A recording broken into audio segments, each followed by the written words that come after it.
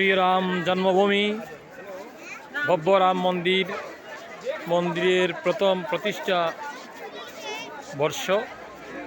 হাজার হাজার মানুষের সমাগম, তীর্থযাত্রীদের পূর্ণ ঢল। মূল মন্দির দর্শনের পূর্বে মোবাইল এবং যা আছে সাথে এগুলি সব জমা রাখতে হয়, তাই ভিতরে মোবাইল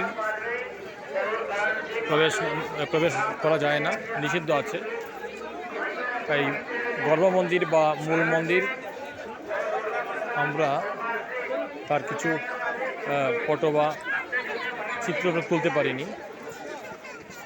বাইরের চত্বরটি আমরা একটু দর্শন করছি। এত হাজার হাজার পুণ্যার্থী শ্রীরাম জন্মভূমিতে এরা এসে মিলিত হয়েছে।